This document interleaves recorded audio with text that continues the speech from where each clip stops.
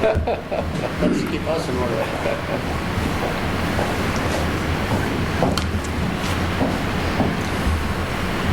Okay, let's begin. I'm calling the 371st meeting of the College Place Planning Commission to order.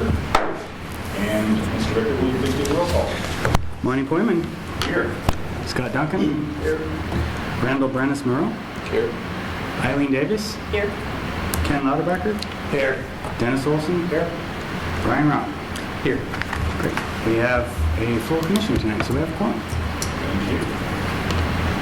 So first is the consent agenda. So approving the planning minutes from our last meeting on May 16, 2017. I do have a few spelling corrections for you. Oh, okay. Is there any changes, modifications for those who were present last time? And do I have a motion to approve as Second. I have a motion and a second. All in favor? Aye. Aye. And opposed? Carries 7-0. And approving the agenda for today, July 18, 2017. Motion that we approve the agenda is provided. So moved. I second it. Motion and a second. All in favor say aye. Aye. Any opposed? That also carries 7-0. So our regular agenda item is beginning with the presentation of the College Avenue Design Standards by Rural Community Design Initiative. Mr. Richter, would you like to? Yes. Tonight we have Bob Kirkak here. He's with the Rural Communities Design Initiative, and we've been working. The city's been working with him since early spring, I think, mid-spring. He's been down here twice to conduct workshops with the community. Those were held on Sundays, and we had notices around town and on social media. And some of you attended some of those workshops. We also met with the Master Planning Committee at the university, presented to them what we had at that point. The impetus for this is that we've redeveloped College Avenue, the streetscape itself, and we have some goals and policies in our comprehensive plan to implement some design standards for College Avenue. So that's why we contracted with Bob here and his company, and they work with small communities, and so that's why we're bringing this to you. Well, this is more of a workshop, answering questions, provide feedback. We'll have an additional, probably a joint meeting with the City Council and the Planning Commission on this topic, possibly some additional workshops as we refine the design standards and move forward. So with that, Bob, if you'd like to take it over. Sure. My name is Bob Kirkak. I'm faculty at Washington State University School of Design and Construction, and the RCDI is a group of faculty and students in the School of Design and Construction, landscape architecture, interior design, and construction management faculty and students who work with small communities on issues related to aspects of design. And so we've worked with Mike Rizzatello previously on projects, and he invited us out in January where we got to know the city a little, and specifically College Avenue. And then, as John had mentioned, we've held 2 workshops this spring and developed the first workshop was presenting ideas as to what the guidelines could direct development along College Avenue to be, and then received feedback from that. We also simultaneously were asked to develop a wayfinding system that Mike Rizzatello is working with, and he'll present that to council in the near future. But we came in and we talked about both the design guidelines for College Avenue and the wayfinding, what might the sites be that you would want to direct people to in the area.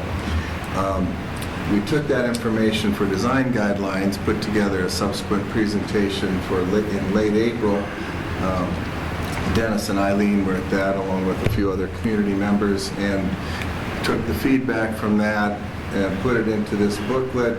I met subsequently with John to refine or get more feedback as to how it would be best structured to provide the guidance that the city needs to people wanting to develop along College Avenue. And so what we have here is a recent draft of that. It still has a mixture of image types that we want to use that try to convey a sense of character or a feeling that you might want people to create along College Avenue. We've looked at the length of College Avenue and suggested 4 different zones, districts, areas along College Avenue that make sense if you wanted to break it up and have a North College Avenue, a University District, a South and Downtown District. You could start to create areas of emphasis in those zones. We've also got illustrations that help explain to potential developers what it is, what does the writing say? How does this translate into architectural features? And so we've got a mixture of those that are in progress here, and we'd like your feedback on these as we go through. And I've also put in a couple of spelling errors just to keep you alert. It's a test to you. Yeah, so we're working with. Do I need to be near a microphone for? Well, I'm not quite sure how to get the mics to come on. They're recording, so speak loudly, and I have an email, text in my IT guy. So. Okay, so we've got the guidelines so far developed into an overview relating back to the comprehensive plan and existing zoning standards. We speak then to specific building design, streetscape design, and then possible public spaces of plazas, courtyards, intersections. We're starting to develop a need to, let's see if I get this, one of these, get some illustrations as to what different building heights could be along here. We need to come in and add more streetscape amenities, landscaping, etc. So this is what... the middle one is your laser. Oh, no, it's advanced. The middle. Oh, the middle, here. Oh, that one. Wow. Thank you. So we have, we need to add more amenities in here that would fully convey the character. And we've looked at downtown Dayton, downtown Pullman, some of the cities in the region, but we've also pulled images from locations around the world, around the country.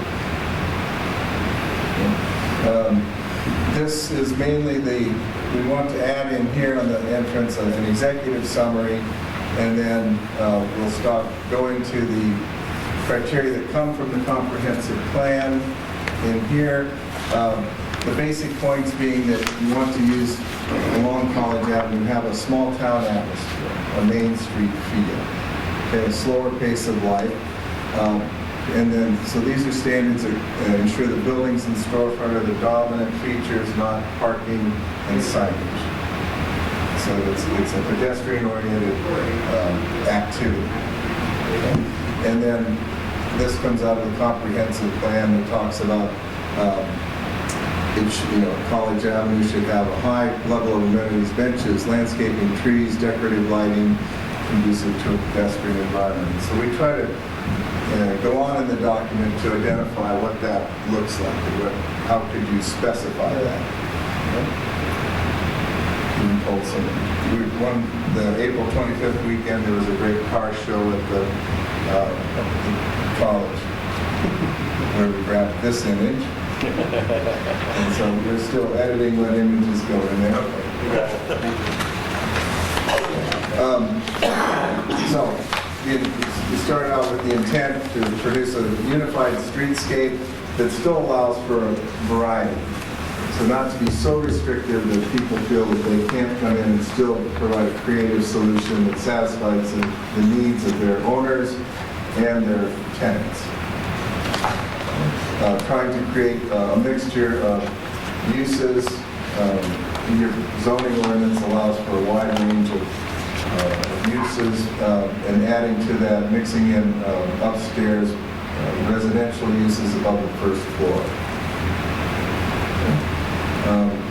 So we talked about the characteristics of the storefronts, looking at a 5-foot minimum setback and between 5 and 10. So again, all the building storefronts may not align like this, but it could allow for a little bit of variety in and out there, but not so much that there's not a street wall continuity feel that you would have in a downtown or in a main street. And then setting a minimum building facade height of 25 feet, a maximum of 50 feet. So this allows for 2-story or tall 1-story up to 3 to 4-story, usually 3-story within a 50-foot height. Looking to see, encouraging erosions at corners to provide larger gathering places, especially at these intersections that we'll see towards the end of the document. Being clear about the storefront design, we'll get into the specifics on that in just a second, as to the amount of glass, the clarity of the glass, so that the street becomes a part of the store becomes a part of the street. It's not tinted glass or reflective glass that stops the street and the store at the glass line. Okay. Trying to create a feel of the punched openings, so setting the glass back a little from the edge of the storefront so that it creates a shadow line in the sense of we call a punched hole. Clear glass only, avoiding these modernist ribbon windows and curtain walls at the street level, and then encouraging canopies and awnings. And then starting down the path of dictating a little bit what the materials shouldn't be. So the vinyl tends to have a cheaper feel to it, or just the reflectivity on it. It doesn't have the characteristics you want. Okay? And then long runs of canopies. And so in the workshops we had images of what those long runs look like and why you would want to avoid them, because they don't modulate with the building storefronts, and they don't allow for that variation or that rhythm. Okay. Talking about colors and materials. So looking here, suggesting that you pull your colors, your color palette from the surrounding environment, the blues, the mountains, etc. And then leaving it fairly open, so again, it's not being too restrictive, but no vinyl siding, which doesn't present a good quality commercial feel to the street, and especially since you're going to be up close on it in a pedestrian environment. Watching out for metal siding at the pedestrian level. There have been plenty of good examples of metal siding used up above the storefront area, and it's very effective, color-wise, durability-wise, pattern-wise. And then roofs exposed to the street, tile and metal, and so if there's a sloped roof, say up above here, it would have that feel to it while encouraging canvas awnings down at this pedestrian level.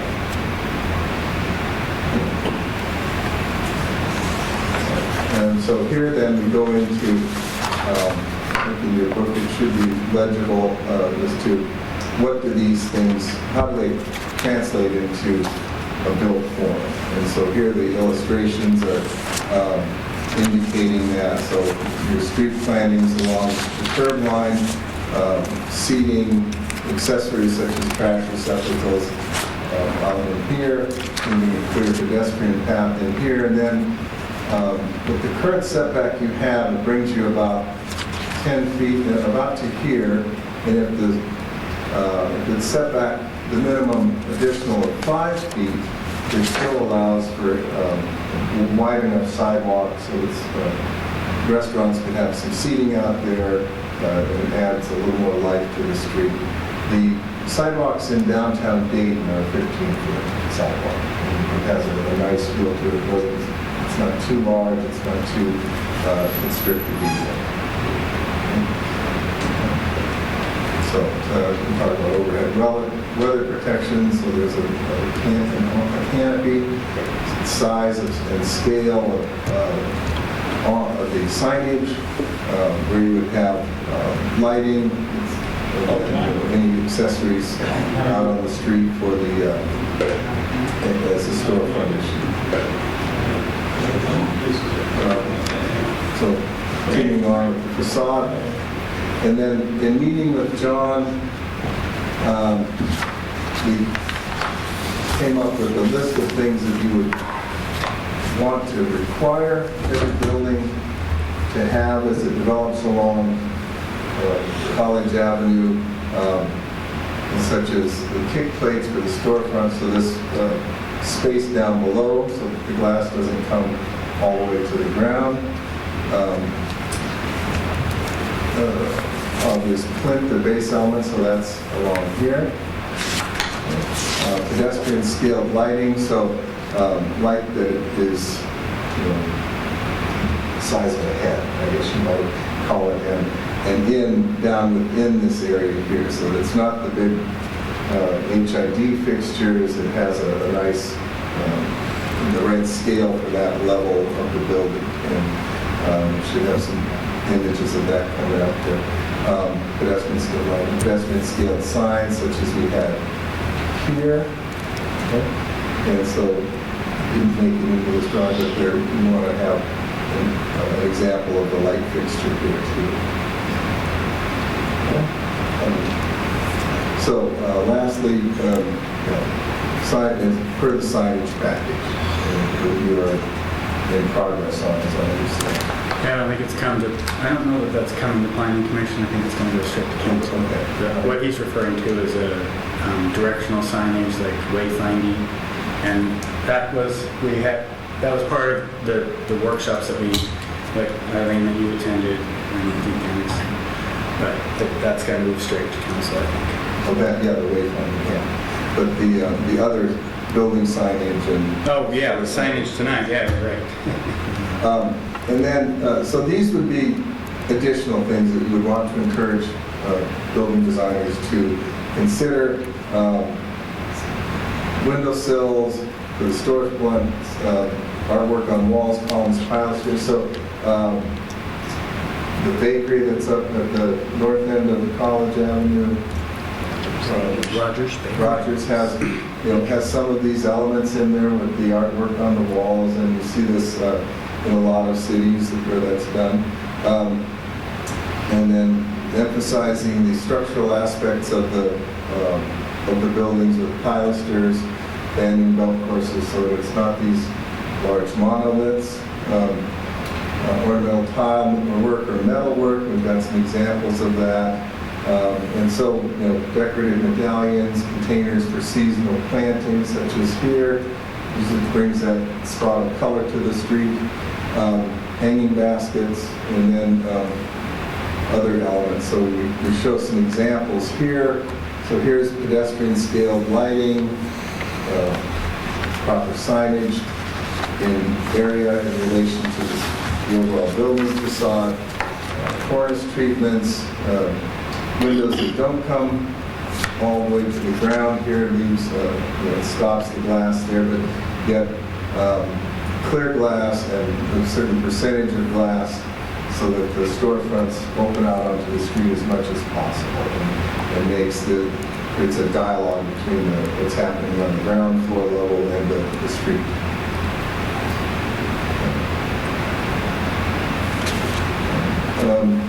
Talking about massing and variation, so try to create a base, a middle, and a top in the building design, so that again it breaks up that monolithic appearance that can occur.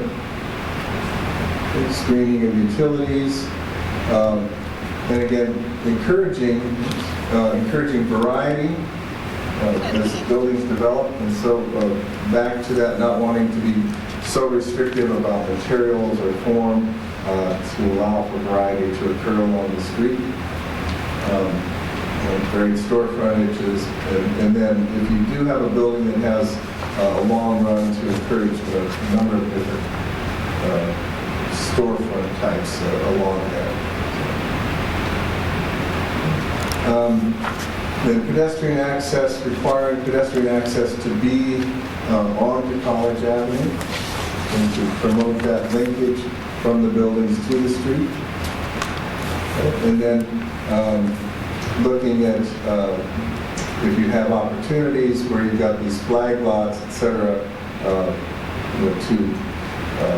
and there's a gap, to develop that pathway back behind the buildings. This also encourages flow between parking that's off of College Avenue and College Avenue, and helps promote that. Some more illustrations about different ways of planting, the right size, scale, signage at the street level, public art along building walls that normally would be left vacant, or targets for graffiti.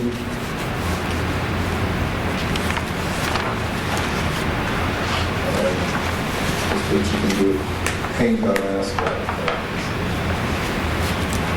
Break up that large model of the pavement. And a section on streetscape design. Most of that's been completed with your current improvements, but going beyond that, encouraging the planting of trees when street accessories are purchased, to provide a uniformity in that, so that the benches harmonize with the trash receptacles, that harmonize with the bike racks, and all of that, so that there's a unity brought to the street. So trees and plantings. So we have the existing street trees, a note to protect or replace in new development. Encouraging public art. Now,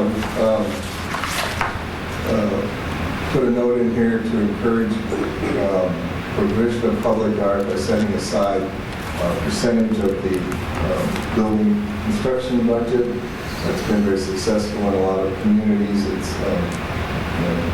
sometimes it's very possible, but it really brings a lot to the street level when we can involve the arts there. It calms traffic, makes it enhances the walkability and the experience.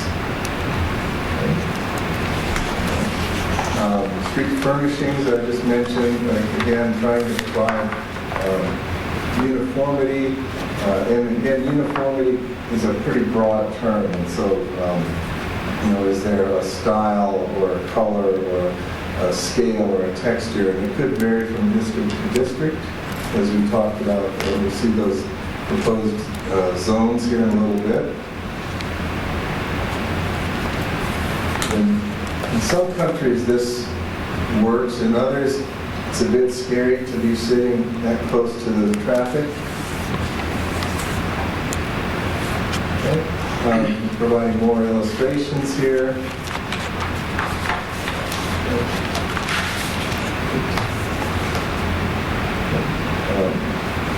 Proposals, when you've got existing crosswalks, and then here's how it could be enhanced as further development occurs, especially at these intersections that we'll discuss here in a minute. And so here's where we looked at the possibility of creating some districts that could have their own unique character, and so that it doesn't seem like one long continuous street, but you use these major intersections along here to create entryways, a different setback of the buildings at the corners perhaps, or landscaping treatment. You've got the North College district that we talked about, the University district with the existing crosswalks that we've already put in, and then the downtown district, and then what we call South College Avenue district. And so there's, that ends here at Andes, but it could be there could be a way to break the path up into segments that have, they feel more walkable.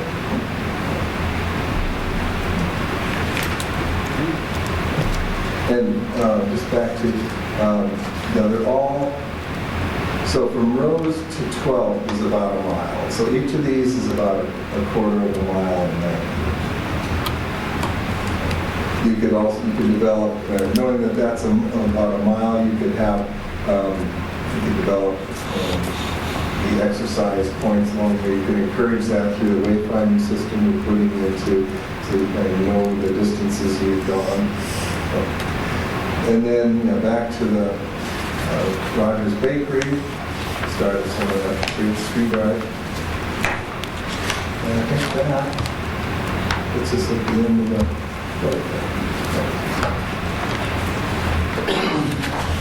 so that's where we're at with this. And like if there's anything that jumped out at you, or you have questions on, or need more time to digest this and get back to John and us.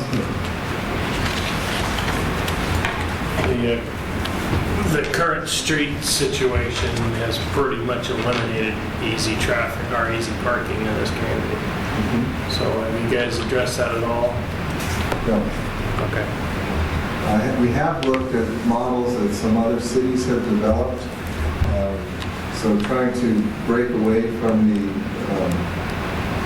formula of within your lot, you have this many square feet, therefore you must provide this many parking spaces. And I just briefly went through with John that it looks at a whole district and has a very complex formula for looking at distance from businesses and services, hours of use, so daytime uses for professional services, whereas nighttime uses would be heavier for restaurants, and trying to look at the overall parking of an area and how it can serve around the clock versus everyone having to provide specific parking, that we haven't gone beyond that. We did talk about parking behind the buildings. Right. And I think in College Place, there are places that we could have public parking lots. I don't know how we go about that, but Yeah, we've had staffs had a number of discussions on parking. The downtown mixed-use district does require, currently, if you're redeveloping, that you provide a new parking lot behind the business.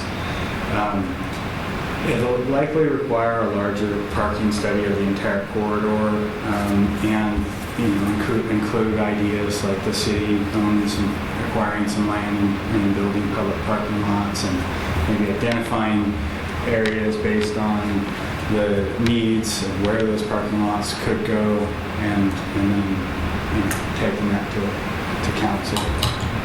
So it's a next step. What do you propose as a timeline developing a little here? Timeline for the He was suggesting a number of different things, just depending on developers. It's some kind of guesstimate about what period of time this would take. to develop College Avenue, or 40 years?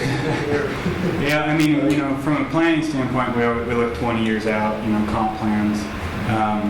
It's going to be developer driven for the most part. The city, if we do some parking plans, we'll try to do some things that would encourage development. If you can alleviate the requirement for redevelopment to have provide their own parking, then that may spur some additional parking. We also, the council may revisit the way our current street is striped.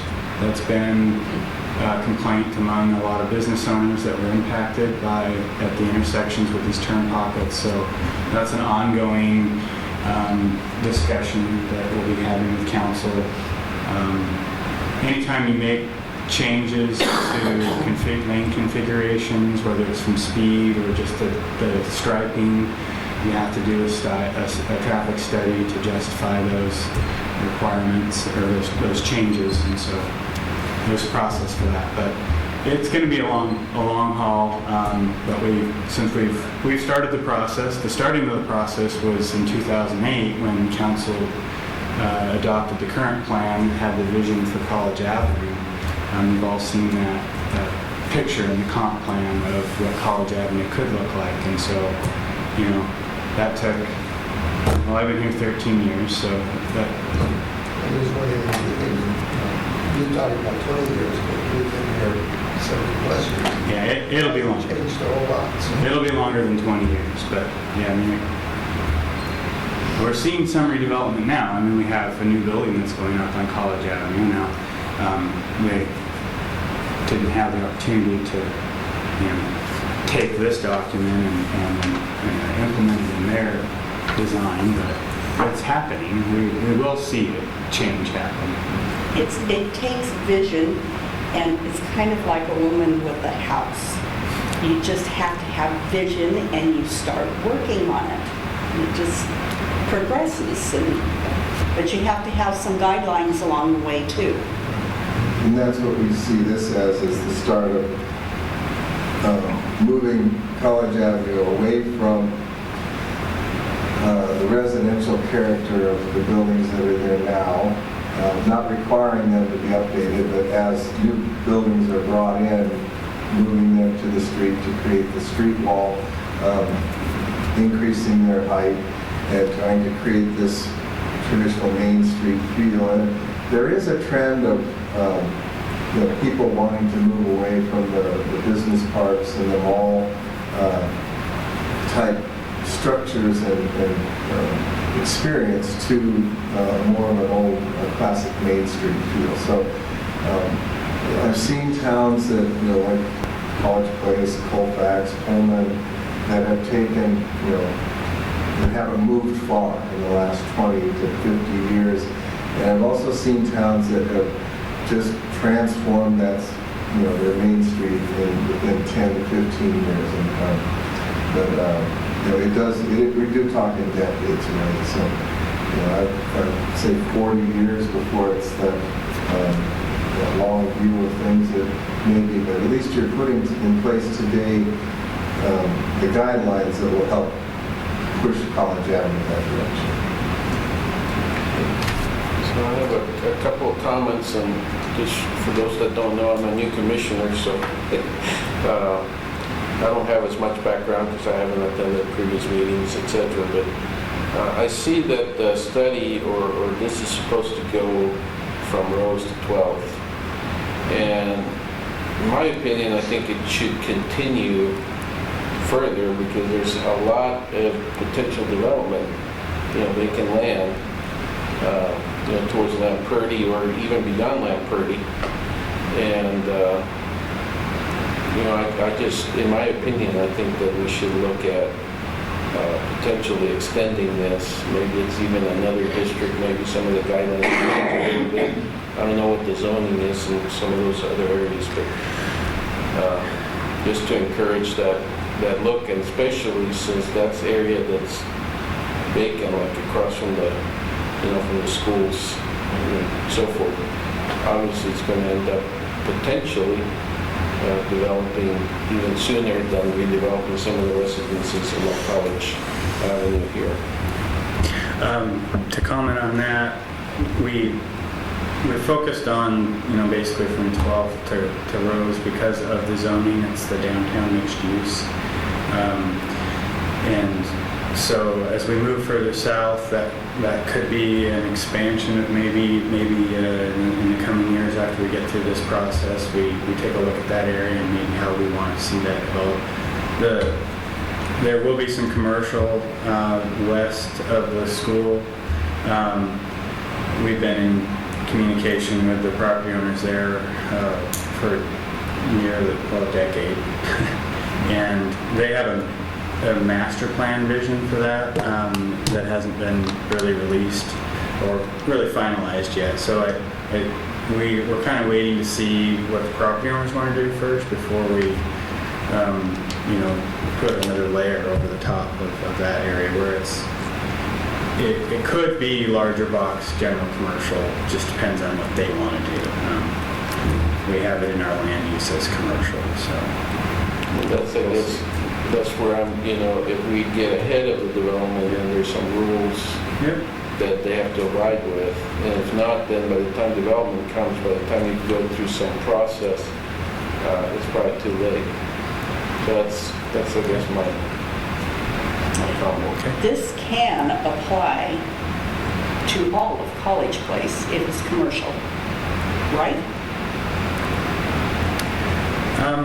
I don't think our general commercial zones are set up because they do allow for bigger box, your Targets and Walmarts. And, I mean, I'm sure everybody's seen a Walmart with some facade layered over the top. That hasn't been the level of review that we want, that the administration has wanted as we're trying to attract retail of that scale, because it could be, viewed as a detriment to attracting those big box retailers. So, not to say that we couldn't move in that direction, but we're not there yet. We're kind of taking baby steps towards this. So. I think the scale of what's proposed here, this mile strip, is fairly aggressive for right now too as a start. You've got the university in there that is interested in what you're doing. They're also the major property owner for a lot of that, and so one of our next, we've met with them and they're interested in seeing where this goes, but I don't think they contacted you with any further comments. So. Another comment I have is on the glazing requirements and this idea of wanting to see in and to kind of, I've seen those regulations in other cities, and so I don't know how you write it so that you actually get the intent. Because I've seen where, there's offices and they put up blinds and the blinds are shut. Or they've even, put some sort of basically artwork or something that totally shuts the view in. It's like the window gets some film or something put inside. So the intent was there that you end up seeing what's happening inside. There's sort of that invitation that you're not just walking along a wall, but that there's actually something happening in there that might even invite you in. I know that's sort of the intent, but I've seen it in other downtowns where it doesn't happen because the tenants or the owners do something that the glazing's there, but it's blocked off. So.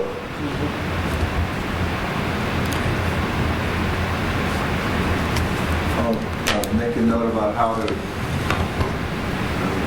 we put a note in there that prevents interior window treatments, et cetera, from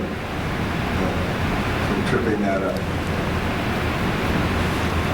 So, I'm sorry, but I gotta ask a question, and it's kind of opposite of what this gentleman just said, because in my mind, less is more. And we got a town of 8,000 people, and you got a mile-long downtown section. You could put all 8,000 people on that mile-long downtown section, you wouldn't touch. So it just doesn't, it seems, you even use the word aggressive. Wouldn't it be more prudent to actually get into a smaller area and actually get one of these nice downtown structures in a 2 or a 3 or a 4 block radius, than trying to do it to a mile-long section? You might actually succeed if you scale it down a little bit. Otherwise, I don't think you're going to succeed. You got too much in too many different locations, and Yeah, that's a struggle. I mean, the existing business corridor along College Avenue is really strung out. And, how do you, if you only apply it up to a certain area, could that be a potential detriment to development happening in that area? maybe it might be viewed from a developer standpoint easier to do development up here where they don't have these standards. So I just don't. Do you have any experience with maybe playing with different zones like that, or? No, I don't. But we looked at the percentage of land along there that's owned by the university, which is quite a high percentage, and then there's so your opportunities are fairly narrow for if you want to come in and take advantage of the population that's in that area. So you've got, I think it may be advantageous to leave it at these limits and see what happens. Yeah, the university does own pretty much both sides of the street from Whitman to 4th Street. Mm-hmm. And they own quite a bit on the west side from 4th Street further on down. Mm-hmm. But that section is a true legitimate area where you could require even the university to coincide, to capitulate to this business downtown section. Sure, they own the property, but that doesn't mean it has to be developed into administration buildings or stuff like that. You could actually have real businesses there, and it would benefit the entire community. So yeah, you do have some issues with them owning a lot, but if you're concentrating from 4th Street to 12th Street and having your downtown from 12th to 4th, then you have a manageable section of downtown. Right now, a whole mile, like you said, we've already got construction going on North College Avenue. How many people are going to frequent those places and walk down to even 4th Street to frequent a business? It just isn't going to happen. Let's talk reality. People aren't going to walk 5 blocks, empty blocks, to get to the next business. You gotta focus yourself to where you can control it, to where people are willing to walk 2, 3, maybe 4 blocks at the most, and push all those business you possibly can in one location. That's my opinion. I think that might be the benefit of these 4 districts is that the North, what we'll call North College Avenue district, might cater more towards university students, and the university district is all tied up with university buildings and their green space at this point. The downtown district could serve a little bit of university, a little bit of the general College Place population, as well as the South College Avenue district might be more heavily focused on the non-student residents. And so it could develop, in my mind, it could develop in those directions. And so leaving this, I think it's aggressive, but it's not too far. And I think it gives you these 4 zones that could each kind of develop their own types of businesses, their own character, based on the users. And you're right. So I may not want to walk from my house on 8th Street up to C Street, but I'd drive.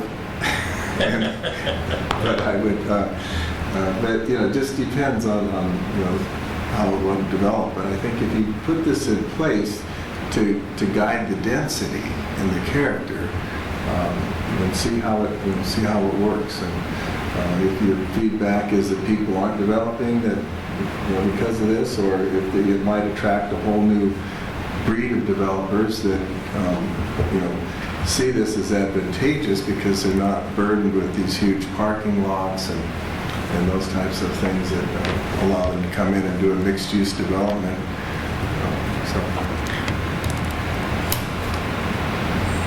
I hope I'm not trying to manipulate everybody's talking, but I've been in business all of my adult life, most of it in the automotive industry. And you all probably realize you go to some of these locations, like you're in the Tri-Cities, and the dealerships congregate. And they congregate for a very specific reason. It's called foot traffic. Foot traffic has been known when you congregate dealerships, instead of having one in this block and one 3 blocks down, one 3 or 4 blocks down that way, they'll walk from dealership to dealership to dealership to dealership and give all the businesses more traffic. It's a proven fact. put that into our case here, and you're looking at the fact that you're trying to get a downtown business structure that all the businesses that are in it are going to actually survive. They're actually going to be viable businesses that won't come in and 6 months or a year later go out. Foot traffic is your primary source. That's why I like to talk about parking, up front parking, not behind the building. People are going to drive right by when they can't see a parking space, and they're going to keep on going. They're not going to drive around the backside of the building. They're going to go on their way. You got to have some kind of seamless ability to go from one business to the next business to the next business to keep people's interests going. Because unfortunately, we're all getting to that point where instant gratification is very important. And they're not going to get in their car and go to 4 or 5 different locations along a mile track to do their shopping. It just, in my opinion, is not going to happen. Concentration is your only hope in the short term to do it. Now, yes, I think you ought to keep this structure all the way down there to control that kind of growth all the way. But in the short term, if you don't congregate, you're going to lose. I hear what you're saying, Ken, but the fact of the matter is we have businesses scattered all up and down. And so to try to pick one area where we're just going to focus intense development is, I mean, given that I don't own any land, that I, as the city, we don't own any land on College Avenue except for this stretch right here. And, Right. So, developing public parking lots that are visible, that have some design enhancements to them and some landscaping and maybe a cool neon sign that is out there that's directing a big flashing arrow to, parking or something. And there are things that we can do to try to, people they're not going to drive from one neighborhood to the next necessarily, but they may drive to one neighborhood and shop in that area that day, and then next week they'll hit the next one. I don't know what we do with this mile-long corridor and the scattered amount of businesses that we have and try to help all of them, become more urban. Okay, down where Rogers Bakery is, that area has the little Thai restaurant and Rogers Bakery. And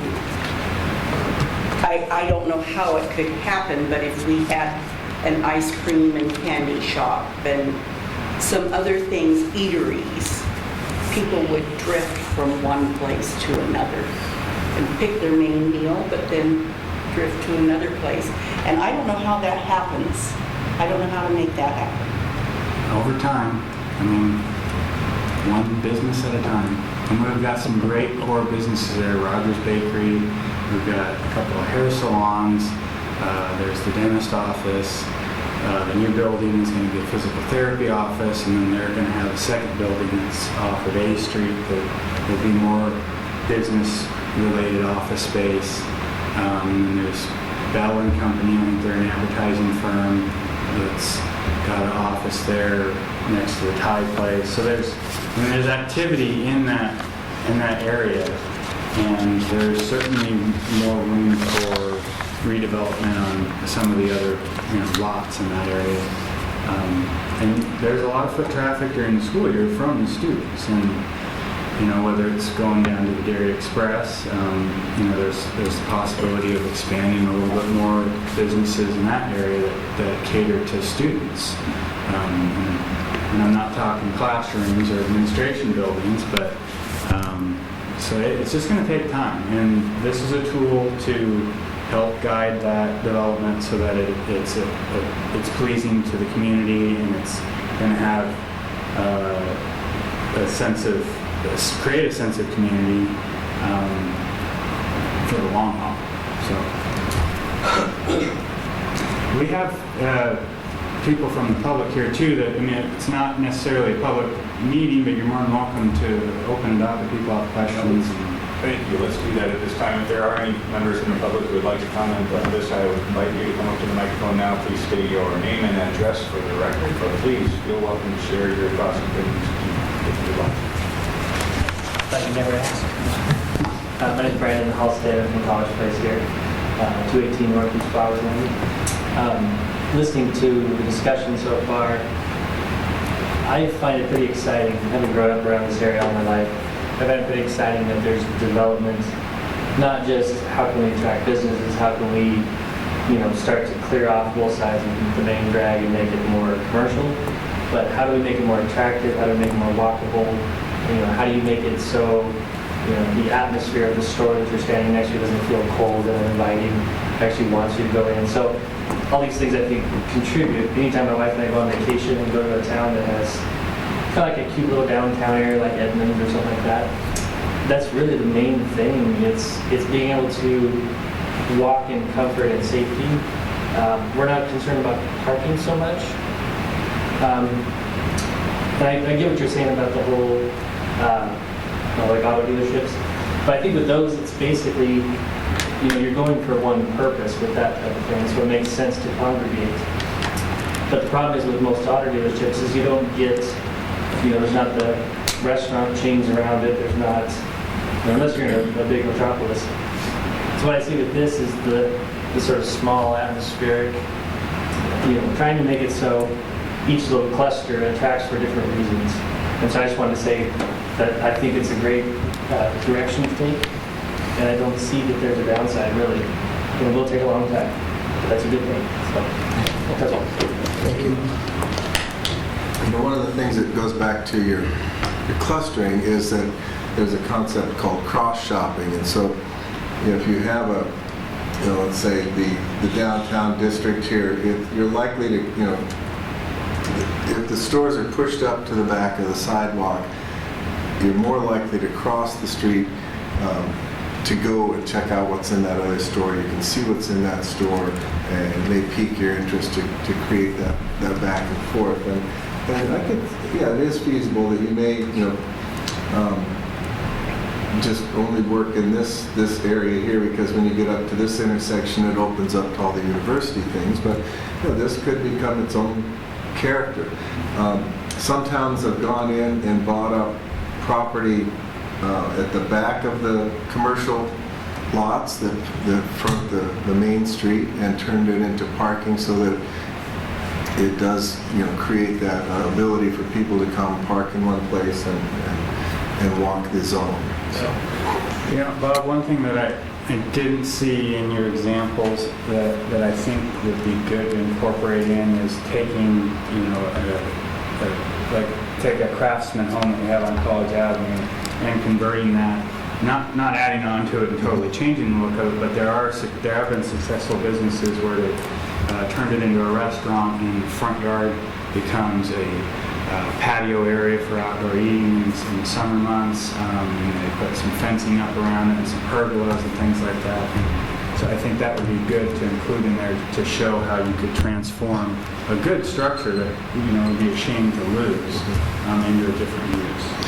I did that sketch. It didn't make it into here, but we took a photograph of one of the little white bungalows that's kind of in a state where it needs some TLC just across the street here, and did a trace overlay of how it could be turned into a restaurant. And so those might be your transitional buildings, as repurpose existing residential, and then as the area grows and becomes more successful, as you get more people moving here because of the amenities that College Place provides at many different levels, it could then become more feasible to put a new ground-up building there. But we do have an image of how that could, what's the intermediate stage of these properties.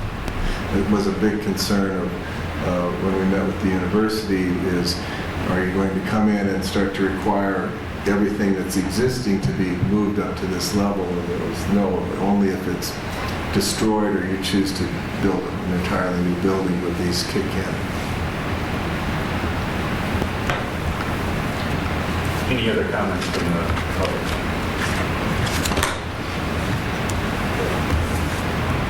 Any other comments from the commission?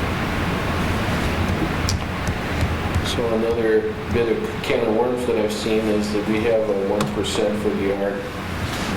I think that's what we recommended. Suggested, yeah. And all well and good. I've seen also examples where then, art is in the eye of the beholder, and you end up with some art that then actually the community doesn't like. And so I don't know if there's any way of putting some boundaries on art or not.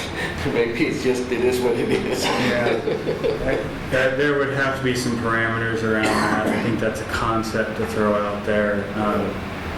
I think most communities, when you have a tool like that at your disposal, you also have an art commission, and ultimately councils usually accept a piece of art, and they are not obligated to accept something that they may find offensive, but it does open up a can of worms. Yes.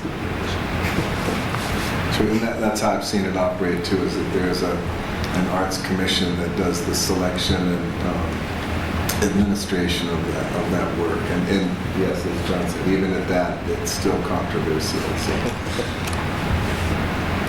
And that 1% is a hypothetical. That could be too high for our community. It could be too low. I mean, I doubt it's too low. But just think, the greater controversy around that piece of art once it's installed will bring people down to check out what is this, what's all the hubbub about.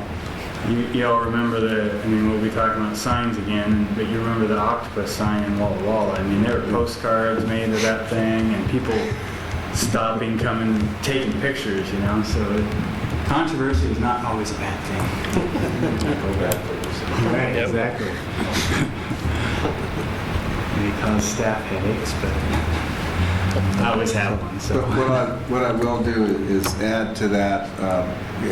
It is in there as a suggestion, and then also that it be administered through an arts commission and with final approval by council, so that there's some checks in there for everyone.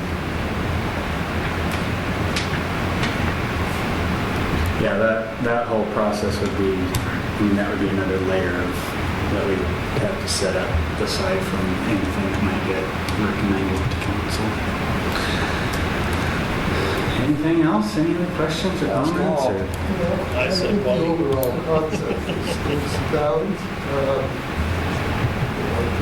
As a matter of vision,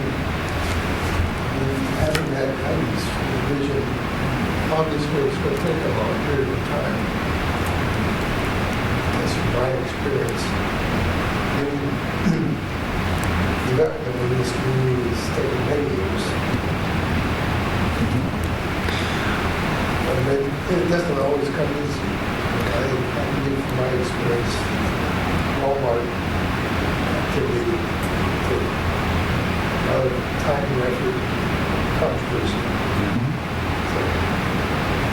I mean, that's one thing that hasn't been... That's the starting point. We have the idea, some vision that will go with it, and we can get developers and good people.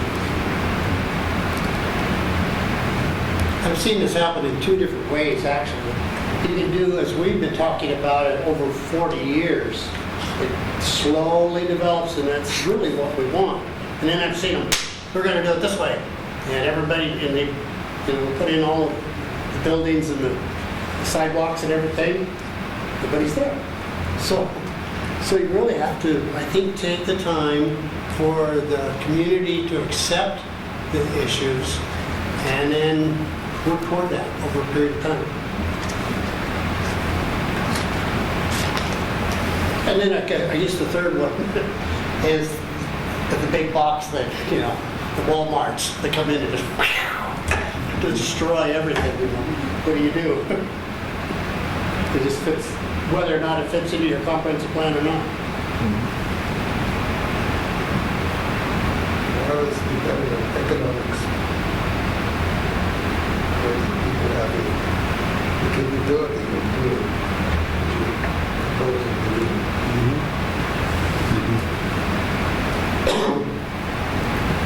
I understand this, we're not looking for any action from the commission on this, it's just an open exchange of ideas and information. Right, so feedback on how we can revise this document to move it forward and get it ready for its next presentation to probably a joint session with working session with council and planning. Yeah, if you all want to take the time and go through that and jot notes down in it, and you can turn it into me and we can get that back to Bob, or that would be very helpful if you would take the time to do that. There are some things in there that I need to go through, like the references to the comp plan. I need to identify, which comp plan we're talking about here, what year, and what goals and policies we're referencing in there, and clean that up a bit. So. A recommendation that I would have is that, and it was brought up already, I think the community would say, yeah, this all looks very nice, even like with our new avenue. What's the biggest thing that I've heard is issues about parking. So I think as we deal with this, we need to be upfront about, and we recognize that there's some issues with parking, and it might not be part of this, but it's something else that we're looking at, or how do we solve those issues? Because if not, if we don't address it, it's going to come up. So I think let's be prepared to answer those questions.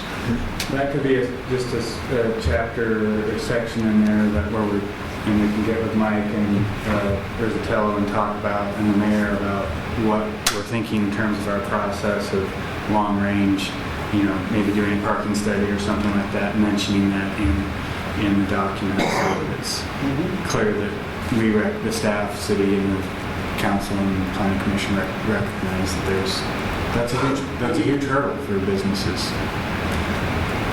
We hear about it on a daily basis nearly right now. So.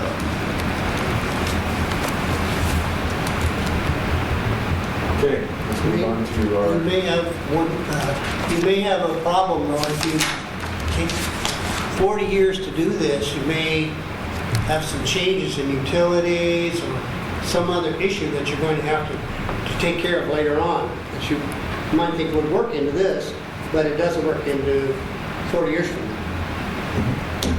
And you just have to be willing to accept that. I see this as a document where we all agree that these are guidelines that the city can work with, that leaves it flexible enough for developers to come in and not feel too restricted in what they can do, and then see how it plays out and make revisions as necessary as you do with all of your ordinances. Is the height limit too low? Is the lower height limit too high? Okay.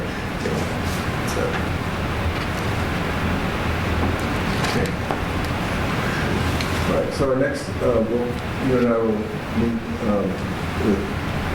Set the next meeting for late August. Was it? I think September probably is what we were talking about. Well, we might have some. So there's a farmers market starting up here on, I think it's Thursdays. So, and that goes all the way through, I think, early October through October. So we may end up having some booths. One on the comp plan stuff, and then on this, the development standards, design regs. Because it's going to be, we don't want to move through this real fast because there's a lot of change on it. So. You going to be manning that booth yourself? Oh, I'll be there. For volunteers? Yeah, we'll be looking for volunteers for sure. Let's share that with the commission. Yeah. Can't have too many of you there, otherwise we'd have a meeting. Yeah, we can't have more. No. So. Thank you. Thank you. All right, next on the regular agenda item is the workshop on sign regulations. And John, if you will, brief us on Yes. why this has come back to us. Thank you. So,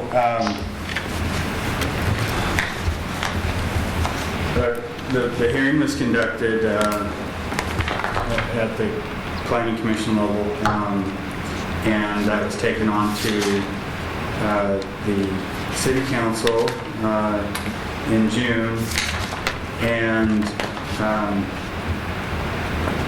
one of the property owner, Ben Ward, asked that he be allowed to speak. He wasn't able to attend the hearing. He lives in Vancouver.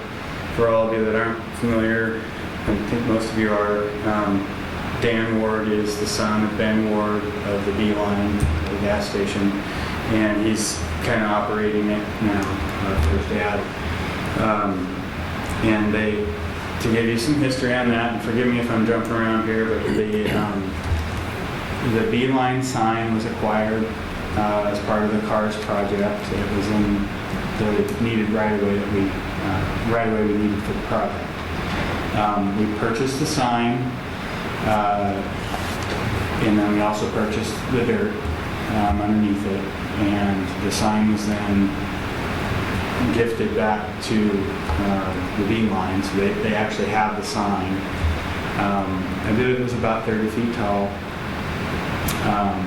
I don't know the dimensions of the sign itself. It wasn't super big or anything. I think it would comply with the size requirements square footage requirements that we proposed for College Avenue.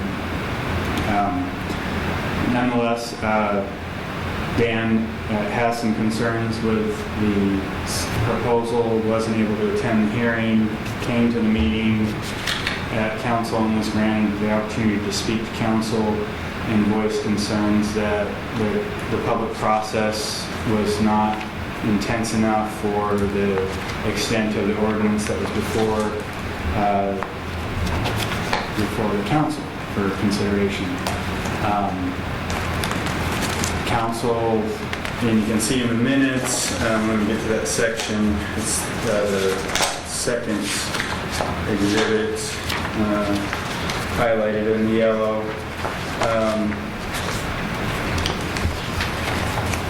There was a couple motions made. Councilman Peterson made a motion to postpone the passage of the ordinance for 90 days, seconded by Councilman Cleveland. There was some discussion. The mayor called for a vote, and the motion passed 4-3. Bobbitt, Peterson, Dickerson, Cleveland, yes. No's were Nyhagen, Sherman, and Selby. So the split vote on that decision, but it passed to postpone any passage of the ordinance for 90 days. So that puts us into September. And then a second motion was made by Councilman Selby to remand the ordinance back to the Planning Commission with a request that all council members provide a list of their concerns to the Planning Commission within 1 week. Seconded by Councilman Dickerson, and the motion passed unanimously. So within your packet tonight, we have comments back from Councilman Dickerson, which is Exhibit 3. And those were the only comments that we received from the council. So I have not had any conversations with any other council members, so I don't know if there's any other items or issues out there. I'm going to assume that since none of them provided me with feedback in writing, that there are not.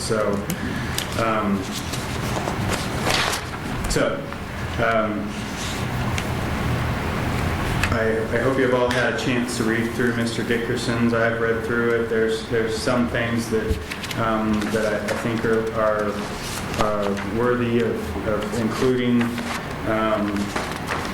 Regarding Mr. Ward, he's still upset about the process. He doesn't think there's been enough public process. That's why I think council sent this back to the commission to have another opportunity. Mr. Ward was notified of the meeting. I will say that the notifications for this workshop, we don't have notification requirements like we do for public hearings. So he was mailed the flyer. We also posted on Facebook. I mean, we had 1,500 people have viewed the notice for tonight's meeting. I would gather that a lot of people that were here tonight probably saw that notice. On Facebook. The public process, I mean, most of you, 5 of you on the commission are aware of what that public process is. We had 2 workshops this spring And then we made revisions back and forth. The draft was put on the website, and we notified for a public hearing. That notification is it's a 14-day notification. We chose, because it did directly affect business owners on College Avenue, and we put the other general commercial zones. We notified every College Avenue, downtown mixed use property owner, and all of the general commercial zones in the city. That was above and beyond what our notification requirements are, because what we're looking at is general guidelines that apply citywide to all zoning districts, essentially. So we're here again to revisit this, and that's I think a good thing. There were some things in there that I think it's possible it could have been addressed at the council level, but nonetheless, we're here to revisit those again. So let me pull up the document that I'm just working off, kind of a Word document of ideas that I think would be good to include.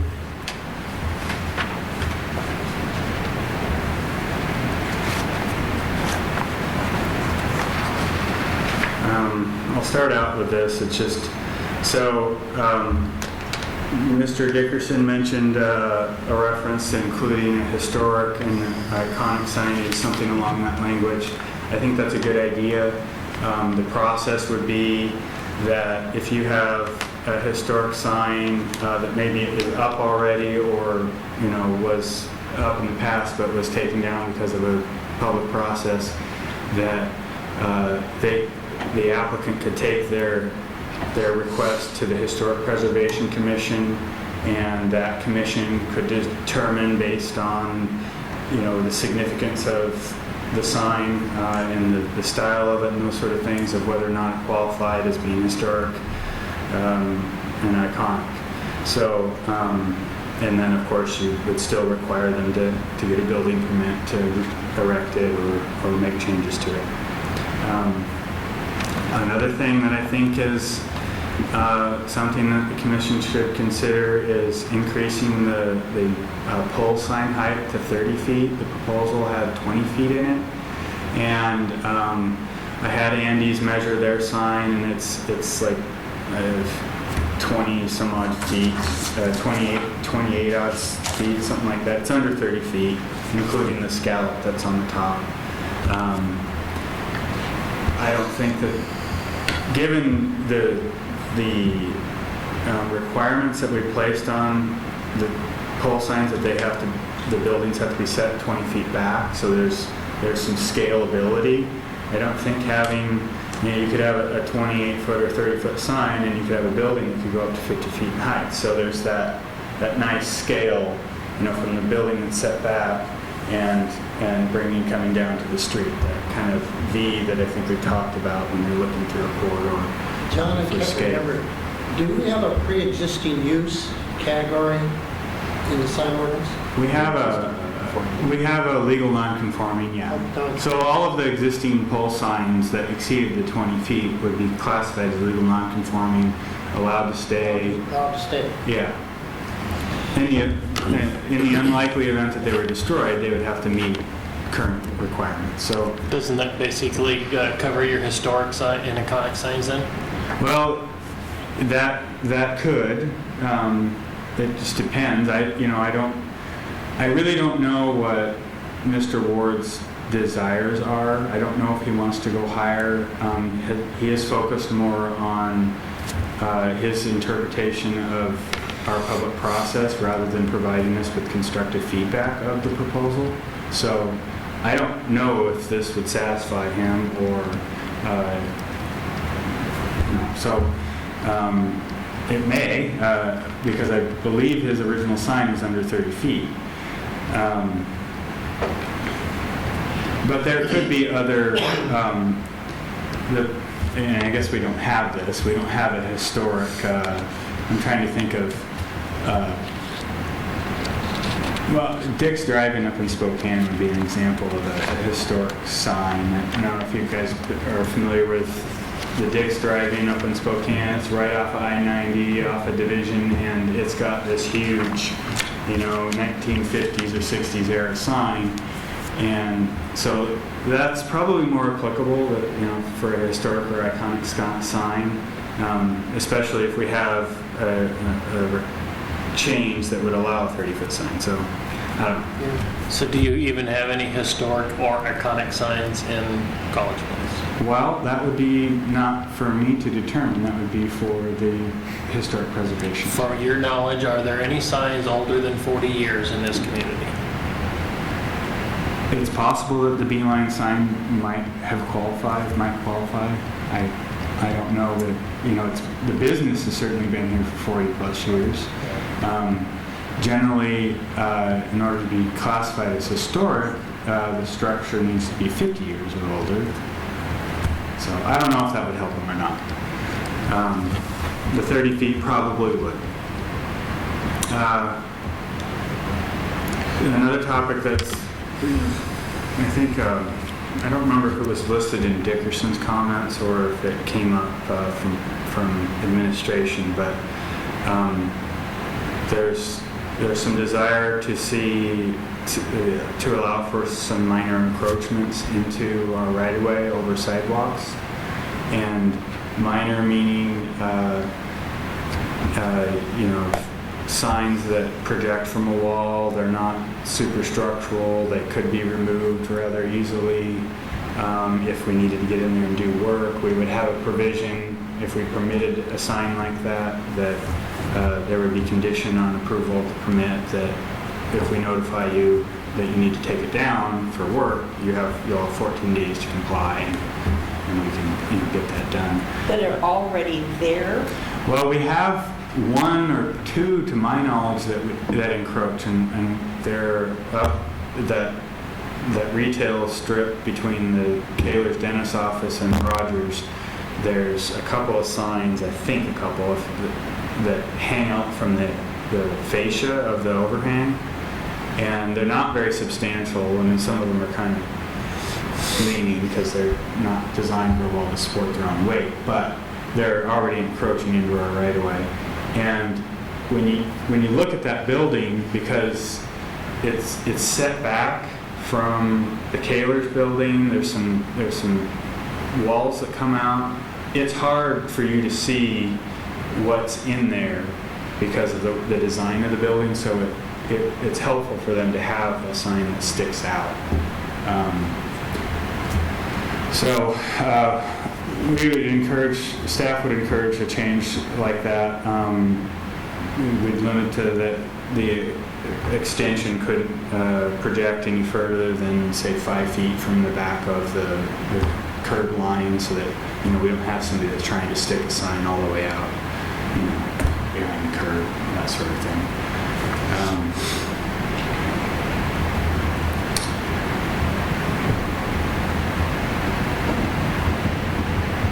There's a definition that I think we need to, so the projecting signs, it doesn't talk about, if we go the route of allowing projections, you could have a sign that's hanging from a canopy or something.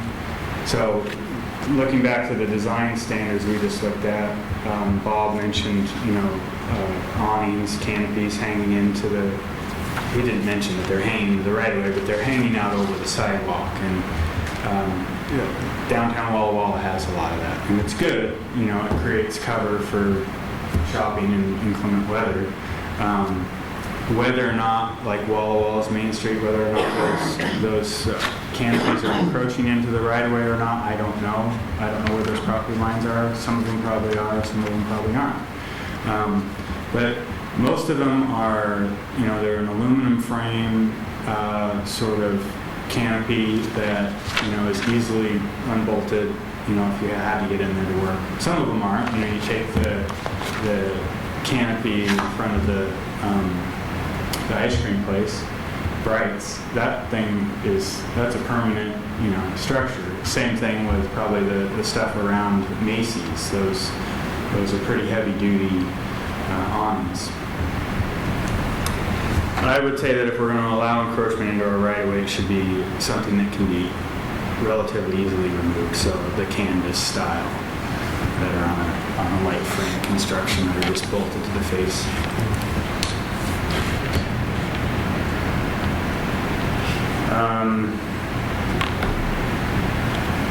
I also kind of came upon this myself under our definition sections. It's always a bad idea to have legislation or in your definition section.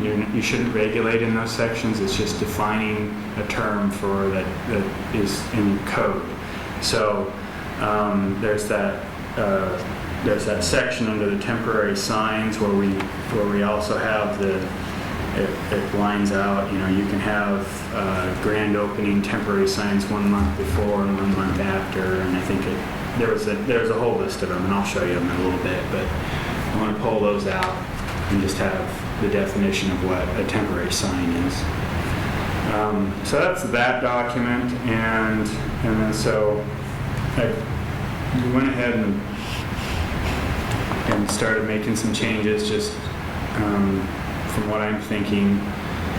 So the purpose section, I don't see that there needs to be any changes to that section. There were a lot of definitions that Councilman Dickerson would like to see. Before we get into this further, I guess, since the reasons of the fact you're talking about this today is because of the public process, would it be acceptable to open it to public comment at this time and get that information in front of us before coming back to the commission for the discussion with staff? Sure. Would that be acceptable? Sure, Okay. yeah, if you want to do that now. So, I see a few people still here soldiering through. Please, if you would like to share some information with us, now is the time again, name and address, if you wish to share. Thank you. I'm Steve Grolick, live up on Mountain View Drive, P37. I also manage Beeline. Okay. That sign was 31 feet tall, and that was put in. Originally, the original Beeline sign, Beeline's been encroached on numerous times over the years because it was about the first thing out there other than pickle factory and the little store that's now the Indian restaurant. But the sign was quite a ways off Highway 125 when it was originally put up. And then the sign that was removed for this project was put up in about 1968. So it's been there a long time. And like I said, it was 31 feet to the top of it. I don't know what, the ward's intention is as far as a sign, the current one. But that is what we've had. And there's been, we wanted to get it going earlier in that, with the way that project went and everything. And then this summer we kind of been fighting the city hall, so to speak. Do you know what the height is 30, but how about the overall? The width of that sign was about 16 feet. Was it an equal T type of a sign, or was it an unequal T? An oval. An oval, okay. Oval, the sign portion, the upper sign portion stood, About 6 feet. feels about a little taller than me. Oh, okay. And then How tall are you? 6'2"? right at 6 foot, 5'12", or 5'11" and a half. I mean, right. 5'12", I'd say. Yeah, 5'12". But, that's, and then the price sign was below that. And, my understanding at this point is that, we want to update it, but Dan also and Ben are looking at trying to kind of do a little more retroactive. They go back to the original Beeline, because the original Beeline is no longer in business. I mean, it went bankrupt years ago, and then went to Husky, which was what that sign was when it was originally put up, was a Husky sign, and then it was converted over to Beeline. So that's just a little bit of history on the sign. So. Any other questions about that one? Because he's been talking about it. But you're not exactly sure what his desire is for replacement? That's... Do a new sign or replace the existing? Or I don't know. Not sure. His main thing... Time frame? Time frame, we want to get going on that right away, because we're running out of decent weather again. So that's kind of where it's at. But Dan, and I got the announcement in the mail yesterday for this deal, and I texted to him, but it was too late for him to get up here. Otherwise he probably would have been able to give you his thoughts on where it's going. I can't speak for him on that. That's the family deal. So Glad you were here to share. Thank you.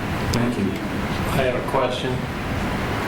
Has the city council discussed this sign? I mean, obviously it was there and only moved at the city's request. So why have we talked about it? And if so, why would that not be considered a grandfathered sign? The reason why it's not considered grandfathered is that we purchased the sign in our right-of-way acquisition as part of the CARS project. So the way you treat grandfathered sign, it has to be up.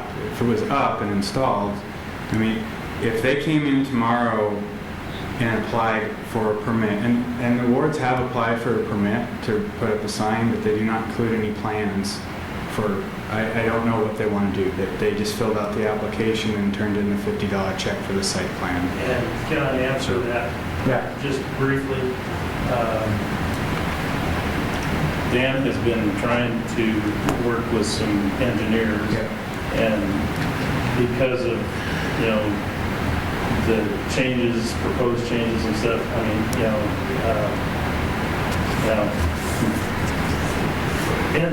the engineers are very booked up, and he was trying to get someone before that deadline, which was June 16th or something, as I recall was. That was not able to previous one. In that time frame. So I believe he has someone that he's working with, but the schedule is such that he does not have the stuff, that information together.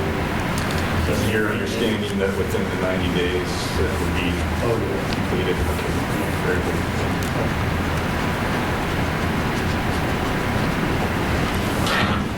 Back to your explanation, John. On the grandfather. Purchase of right-of-way requiring the sign. So The ability to put it back up.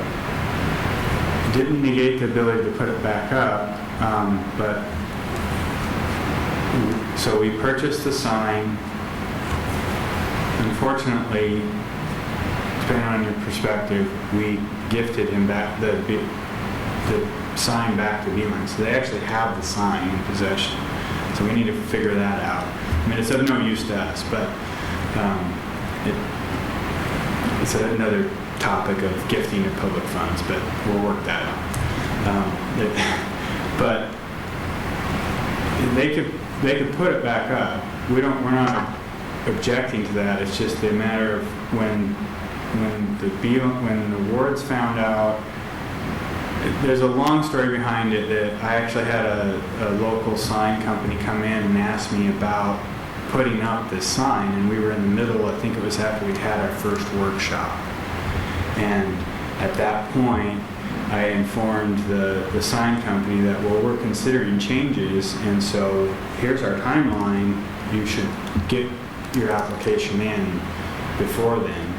And then Mr. Ward contacted me, and we had a discussion about whether or not his sign was grandfathered or vested under the existing code. And at that point, that's when I did the research and discovered that, well, we had purchased the sign, therefore he was compensated for the value of it, and you're not vested. There is no sign. I mean, they have the sign, but there's no sign up. It's no different than if somebody ran into Andy's sign and it was a grandfather or was a legal non-conforming. Well, the new Andy sign would have to comply to the new code. So he was running up against new legislation and complications with getting his engineering in under the sign that he has, and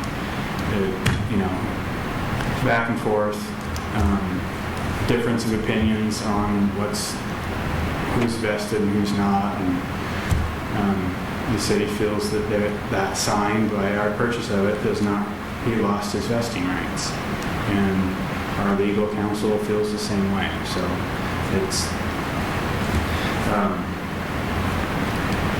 that being said,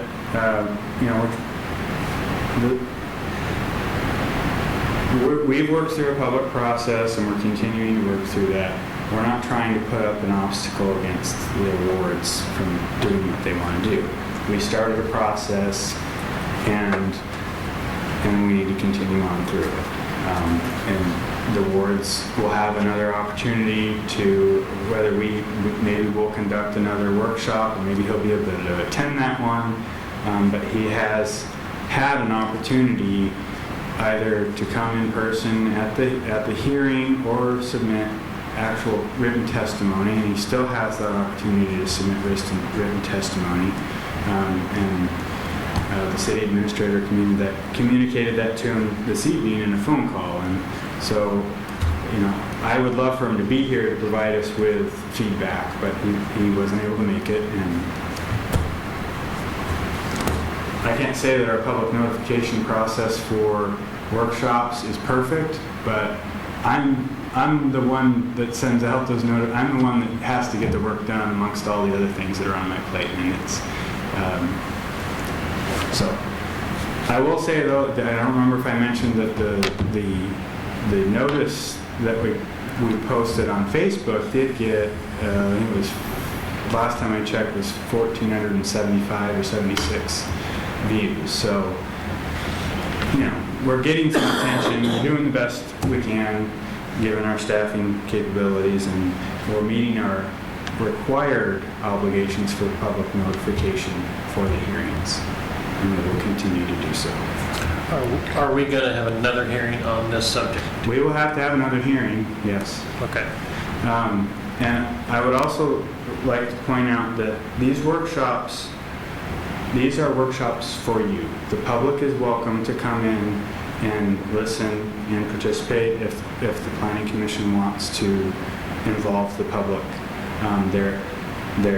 So you guys are working on changes, proposals that you will then do a public process on, get it out the final draft on, and open it for comment. And then your recommendation goes to the council, and then they have basically 4 options. They can approve it, they can deny it, they can remand it back to the Planning Commission, or they can approve it with modifications. Those are their options.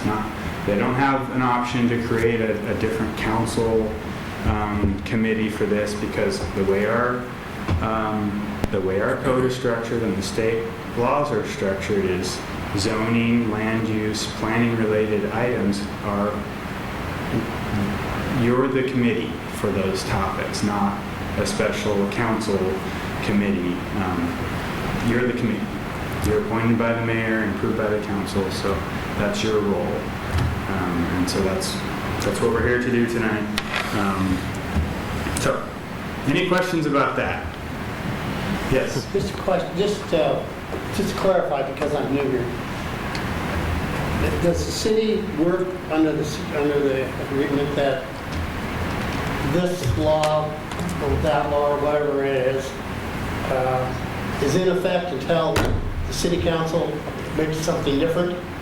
Or do they say, no, there's lots of changes being made. In the meantime, you can go ahead and do things? Can you, I'm not Well, following you there. I just mean that, Quickly. well, like the wards, could they put up a sign now Yes. under the existing code? Or do they have to wait until this is adopted? They do not have to wait. There's no, council has not enacted a moratorium on signs.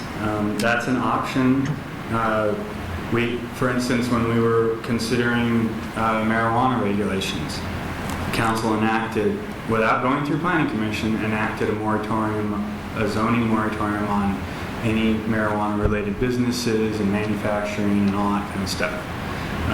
They haven't done that. And this is not one of those pressing issues where, you know, the world's going to come to an end if somebody puts up a sign that doesn't meet the regulations that we're considering.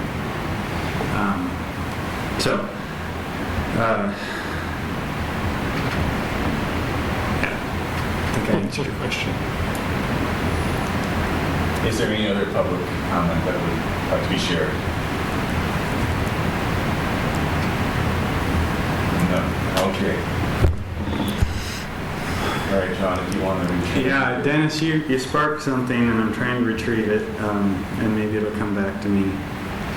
Well, I just didn't understand whether it took an action that's been approved or not approved by the city council.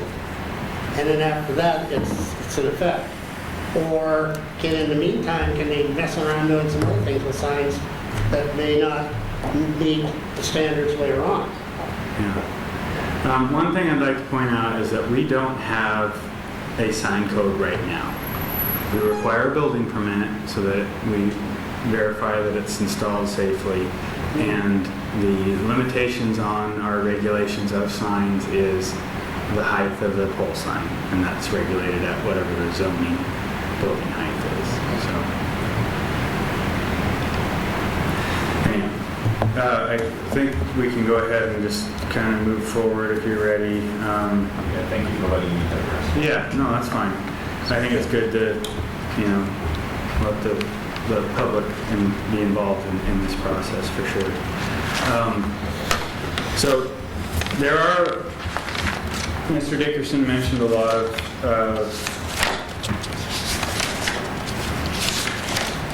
definitions. Under most good code writing, you try to limit your definitions to as much as possible unless it's absolutely necessary to, you know, clarify a terminology. A lot of it is common, you know, especially with the sign code, a lot of it is dealing with your common nomenclature for building codes, for architectural features, those sort of things. So you can start to define stuff to the nth degree, but when you do that, you may actually you could be limiting yourself. You could be not maybe getting a definition that's clear with what the building industry uses. So I would recommend to steer away from having too many additional definitions in here unless it's absolutely necessary to distinguish from what common knowledge of the definition might be.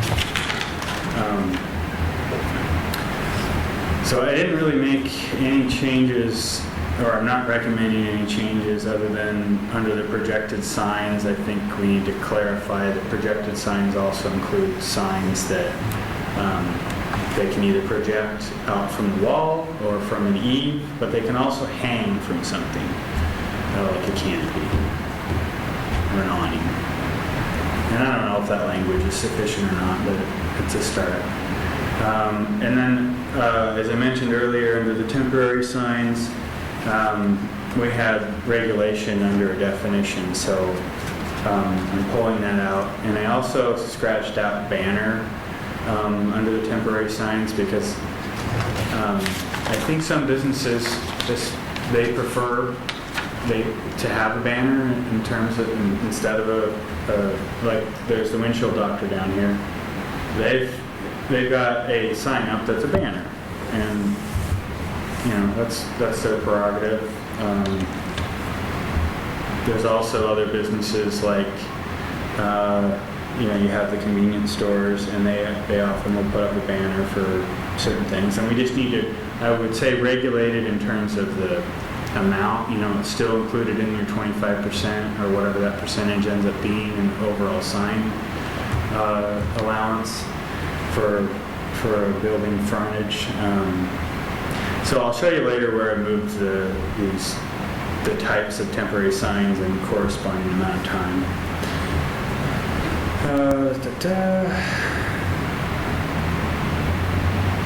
didn't make any changes to the residential section other than, for the sake of consistency, if you remember, later we'll see under the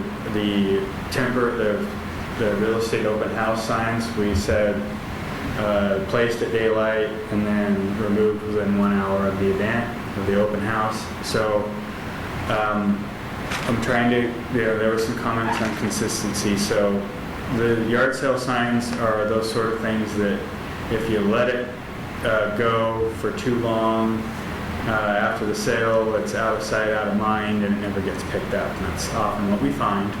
So removed within 1 hour.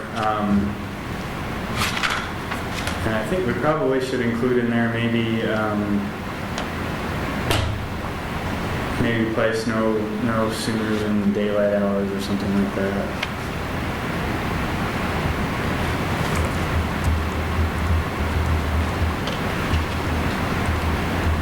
Just making a little note there so I catch that later.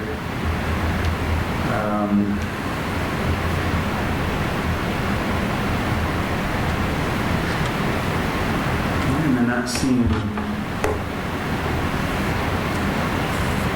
So in the, and I haven't made this change yet, but the height, I would recommend, like I said, in the downtown mixed use going to 20 feet. We may want to consider, just after hearing the Beeline's representative on the size of their, that works out to be just, I think 96 square feet, a 6 by 16. And what we're limiting ours to in the downtown mixed use, the sign would be a 60 square foot. The other thing I think we could clarify further in that, are we talking 60 square feet both sides, or are we talking 60 square feet one side? There is a part in our code where we talk about projecting signs where the square footage is just calculated based on one side. One side's probably more consistent, and I guess I would recommend going with that rather than overall for a pole sign.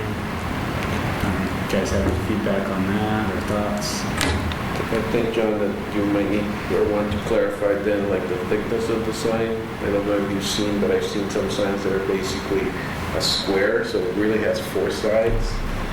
And so if you say it's one side, well, yeah, if it's the maximum size.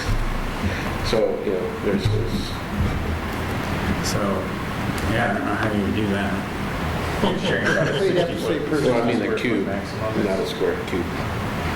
60 square foot maximum for a pole sign. Is that what I heard? I believe that's what we have in here. 200 square feet in the general commercial. If you're limiting that to the total sign size, then you're basically saying 30 square foot per side. Yeah, under that. If you want to do both, if you want to do it at 60 foot maximum, but you could stay at 60 square feet per side, up to 2 sides, or up to maybe you have a maximum up to 120 or whatever the maximum is based on what you're allowed per side. Then you don't end up with that square scenario or triangle or. Actually, it's good. What happens when you have a 76 symbol? It's a big globe. Then how do you determine a sphere? Figure that out. We get the, I'll call up one of you guys. Monty will do the calculation.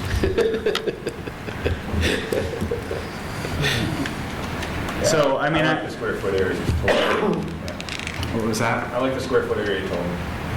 You can apply that to circles or ovals or rectangles or whatever you want. And is there any feedback on, you know, I mean, is 60 square feet too little, or Too small.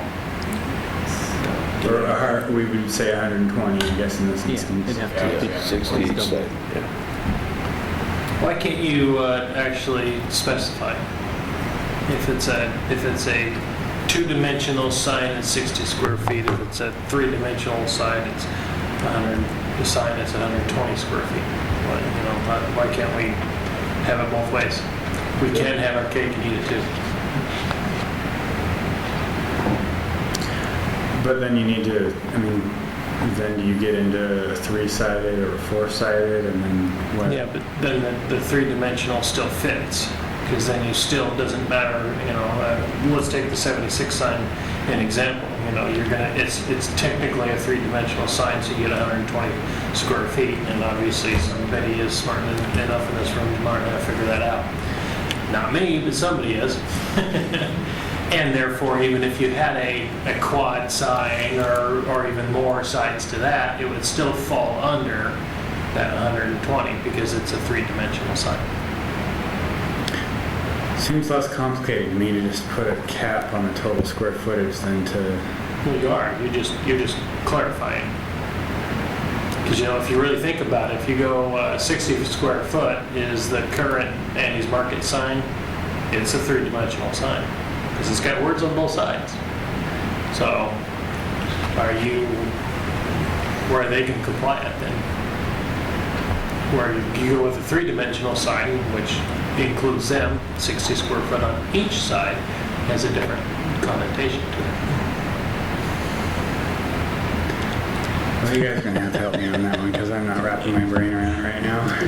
I think 120 square feet is, But then you limits. then you have that opportunity for somebody to say, well, I'm going to have 120 square foot, and I'm going to hang on in front of my building.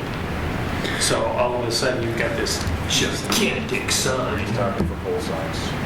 Because we'll have the percentage of the face of the structure that limits the size of the sign on it. So you are only talking pole signs then? Right.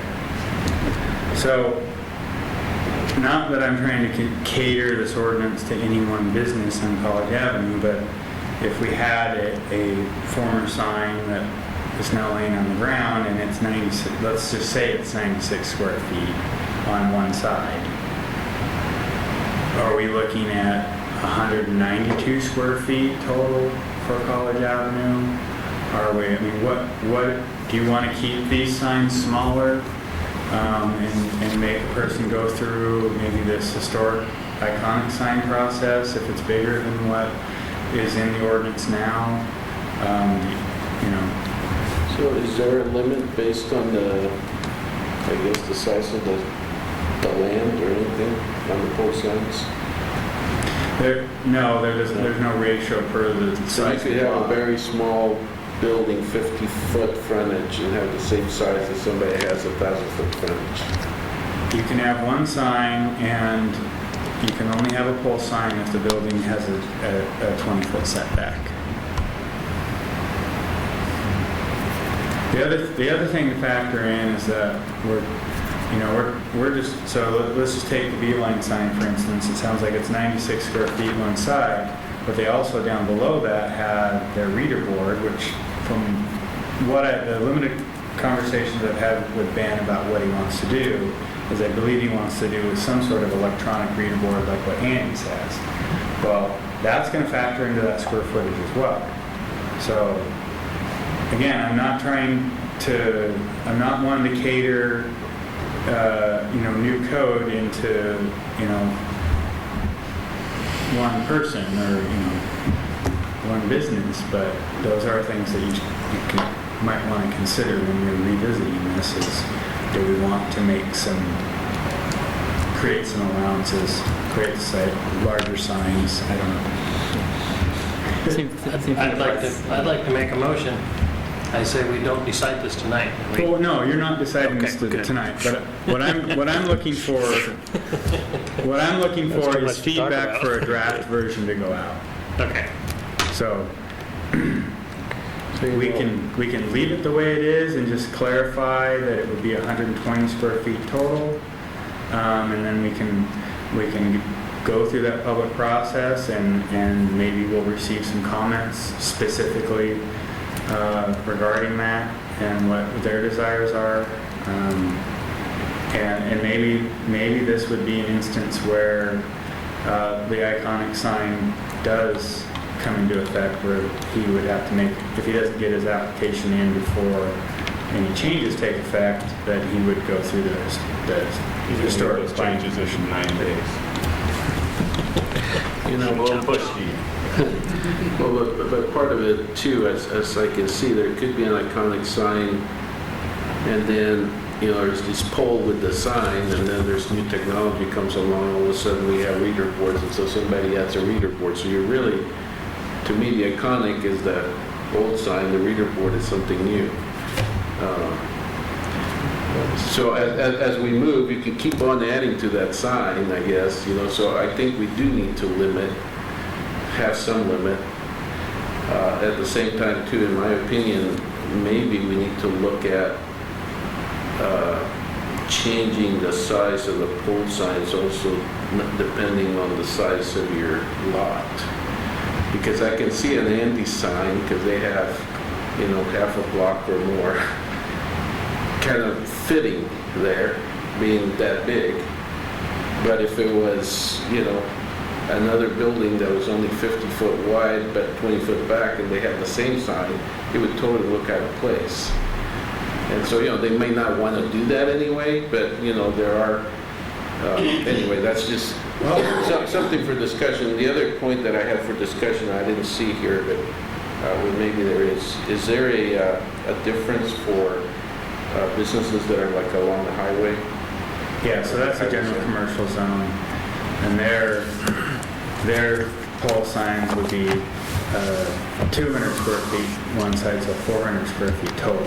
We don't have any signs that big, other than you could take the monument sign at Meadowbrook that has all of the various different businesses on it, but that's going to be bigger than even the 400 square feet total when you factor in both sides. So that would be classified as a legal non-conforming.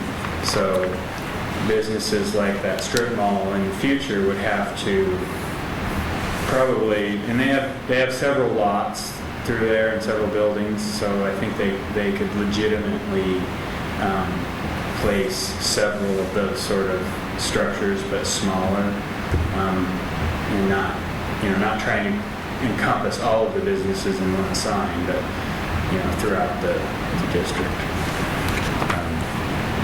Because I can see how, on the highway kind of makes sense that you would have a bigger sign. Yeah. So what do they do?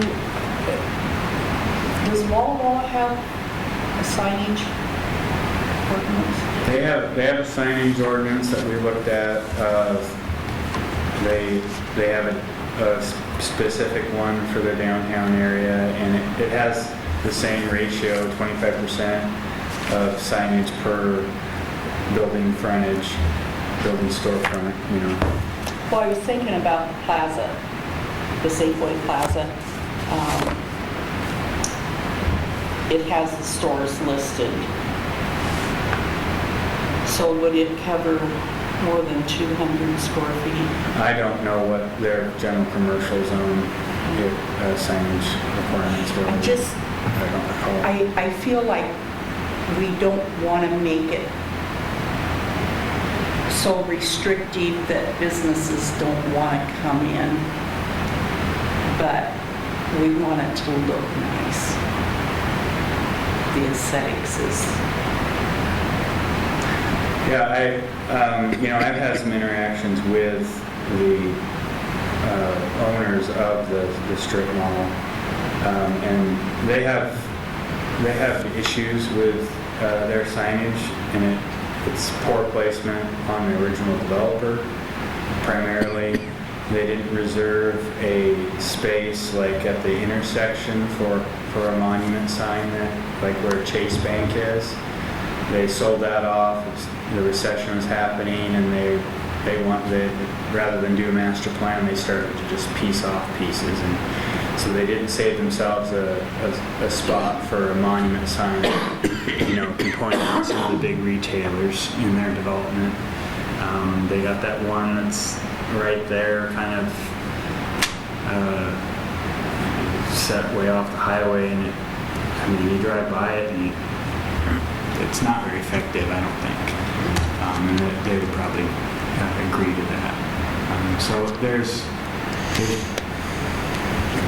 I don't know if it would deter development or not. I think most retailers are pretty accustomed nowadays to having some sort of regulation to look at. In fact, when I am interacting with big box retailers or just even medium-sized retailers, they ask, "Oh, what's your sign ordinance?" And you say, "Well, we don't have one." And they go, "What? You're kidding me." So they expect it.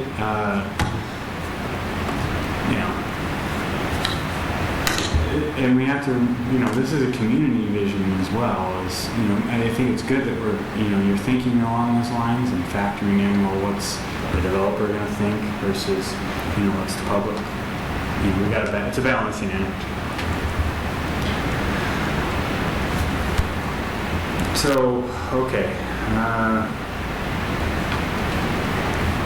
Let's do 120 square feet per side and start with that. Okay.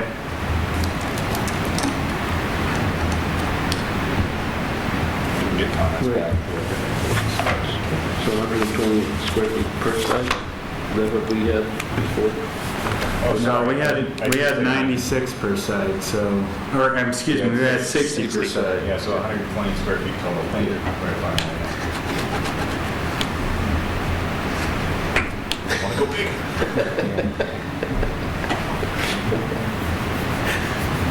And so that 120 square feet will also include, if they want to do an electronic reader board, it's the whole kit and caboodle of the sign. So. Yeah. Let's see, what else did I do this afternoon? It seemed like.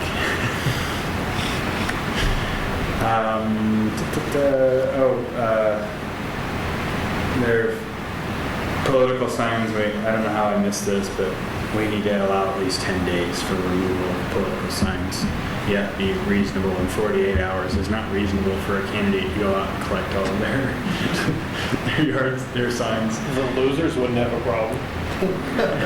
No, they'll just let somebody else collect them. The Right? winners are partying, the losers are no better thing to do than to collect your signs. And you get those out of the public's realm as soon as possible. Use them next time. Yeah, use them next time.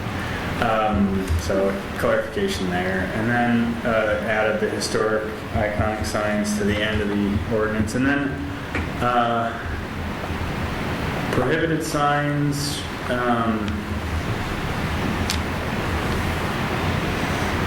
So this is similar language that's under the definition section for temporary signs, this E.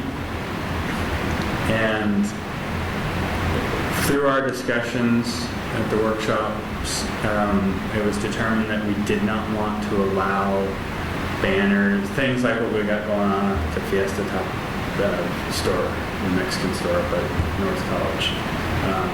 It's distracting, it doesn't fit with the design standards that we're looking towards. It's a visual nuisance, and in some cases, their banners are actually waving in front of the railroad crossing signals, so the stop sign. So we're prohibiting that, and so I just made a little change there. And then we had an exceptions under this, and we had it under the definition section also, and this is that section that talked about what signs were allowed for certain, construction signs, grand opening displays. So with a construction sign or a real estate signs for a big development, you'll often see, they'll put up a very nice sign and they'll have some flags and stuff but generally they're pretty tasteful and they're not, it's not going to be there for the life of this development. It's for the life of how long it takes them to get through the phase of the development. They're just trying to attract new residents or whatever, customers. So we would allow banners and whatnot in those things, but I've moved it down here to its own section under temporary signs rather than defining having it under the definition section of what a temporary sign is and how long you can keep them up, and just created its own section. So I think that addresses that. Any comments? It's getting late, right? Just keep it late. And I've read Mr. Dickerson's email response here, and I'm a little reticent to do this, but in his third paragraph, he's basically saying that we should get it right and make it a thorough document. I don't think that was the goal when we initially started going through the sign ordinance. It wasn't to create a complete, comprehensive, all-inclusive definition of every aspect of signage that we could find. It was to basically address some of the issues that we had identified, complaints and concerns for health and safety and aesthetics. So I'd like to just open this up to my colleagues here and see if indeed we are still of the same mind that we're looking for a rather simplistic, general sign code, or if we are indeed wanting to do, as Mr. Dickerson has elaborated here, a comprehensive, thorough, all-encompassing document. And I think perhaps that I have made my opinion. I think already. Mr. Dickerson's letter sounds like he wants a sign ordinance that's like a big city, with all the details. And I'm just not sure that that's useful here in a small town. One of our original concerns was too egregious of a ordinance could detract from vitally needed businesses, and therefore I agree with the same sentiment. Too much is too much. A long-term statement is, to quote, or at least paraphrase Jefferson, that which governs least governs best.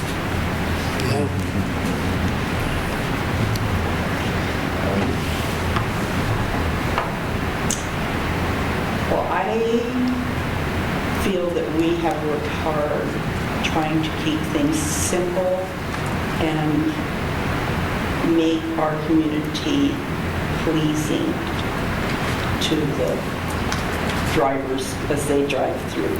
And I have no qualms about what we've done. I think we've done a good job. Randall? Well, being used to this process, I'm actually a little surprised that we really didn't have a sign ordinance to begin with. So here, the second part is, this looked pretty good to me, just face value the first time I saw it, and not having been involved. So going from nothing to what we're trying to produce, I think it's a great step, and I think it's a good place to be, how I see it. And obviously there's opportunity in years coming once this starts being implemented. I'm sure there will be things that as a community we see that might need changing and that we can elaborate on. But I would kind of concur with you, Monty, that the level of this sign code that we're proposing or has been proposed, that's probably adequate and appropriate. Yes, I agree. Yeah. As we dug into the details tonight, we can just go deeper and deeper and more specific. But sometimes that's actually worse than having something that's general and provides the concept. Because then the focus is on loopholes and how to get around. Does that make sense? And so I found working documents that the ones that lay out the principles and keep it simple are often more effective than the ones that are very, very detailed.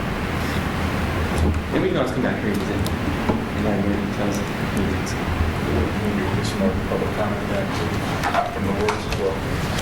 Sounds like the planning commission's pretty one-minded on this. Like when that. So, John, I think what you, the relatively minor modifications we made are in line with what we were thinking, so if you will forward those to us and we can provide you additional comment as our... I will do that. Would you like that at our next meeting, or would you like that in interim prior to our next meeting? I think prior to, if you individually could, if you had comments, respond to me. I'll give you a timeline, say like 2 weeks after I submit it to you electronically, and then you can make changes in that document if you know how to do that stuff, or you can just print it out and write notes on it and turn that in. That works. Any format works for me. What I'm planning and think would be best, and I'll bounce this off the commission, is that I'll get these out to you hopefully by the end of the week or early next week, and then I'll give you 2 weeks. I'm going to be gone the first week in August, so when I get back, it'd be nice if I could get those comments back by then, and then I'll reform and make any changes that we think we need, and then share that one more time with everybody, give you like a week, maybe 5 days, something like that, to take another crack at it, and then get it out on our website for public comment. And we're going to have probably a longer public comment period. The council won't adopt anything until 90 days after the June 27th meeting, so that puts us into September anyhow. So what I'm thinking is a September hearing, and then I'll take it to them after that. So if that sounds good to everybody, we'll kind of work down that path. So not a huge amount of pressure to get comments back, but I think the more we can get this out in front of the public of what your proposal is, the better opportunity we'll have to get comments back and actually address them if we can. Speaking purely for myself, I would appreciate a reminder of the issue. Feel free to push us. Okay. So there's no reports, right? We're ready for... The only thing the reminder is that we're not going to have a meeting in August on the 15th. So we're having a meeting in August, but not on the 15th. So it's on the 29th at 7 p.m. It's a joint meeting with the City Council and the Planning Commission on our comprehensive plan kickoff.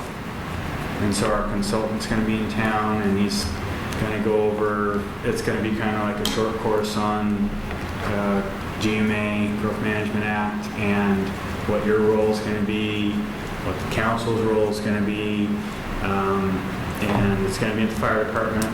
And so I really, really need all of you to attend. And then the other thing is that Lisa Niesel has been sending out requests for commissioners, new commissioners particularly, that haven't attended the Open Public Meetings Act training. That's really crucial. You need to do that if you're required under state law, so that you understand when you are and are not conducting a public meeting. I don't want, just as a reminder, there should not be any back and forth emails amongst you on this the sign code. You and I individually can have emails back and forth, but the three of you having emails back and forth is conducting a meeting, and that's not allowed, so don't do that. And also conversations that you have out in the public, if somebody approaches you and wants to talk to you about it, if it's just a pretty casual thing, and they're just like, oh, I heard they're doing sign code stuff, that's probably not a big deal, but you should disclose that at the hearing. And if you do get approached by someone, for instance, Mr. Ward or any other business owner that has a beef with the ordinance, you definitely need to make that disclosure at the hearing because, you may have to recuse yourself if you felt like it went beyond your abilities to make review the application and hold a hearing without any preconceived ideas. So, August 29, you said? yes, 7 o'clock? 7 o'clock, Okay. 7 p.m. in the evening. So that's Tuesday, right? Yes. So that's all I have. I do have just one thing for other business, and again, I'm sorry, I know it's 9:50, but we do have a couple new members. Oh, so yeah. If I can put you two gentlemen on the spot, if you would just briefly introduce yourself to the rest of our team, and maybe share your background, occupation, interest in participating in the planning commission with us. Brian, are you willing to start? Sure. So my name is Brian Roth, and I've lived here in College Place for the last 9 years up on Sky Avenue. I also teach engineering at Walla University and serve on their master planning committee. So that piqued my interest in planning. We review a number of things where it'd be helpful to understand the city's perspective. We're grateful that you come to visit regularly. So that piqued my interest in planning. Requested a chance to serve with all of you. So Thank you. And welcome. I'm Randall Branis Marua, and I've lived in College Place since 2005, so that's about 12 years. And I have worked for city government for many years in different capacities, a lot of it in the city of Portland. Worked for the city of Portland for about 25 years, Portland, Oregon. I also have worked for the city of Walla Walla for about 6 years.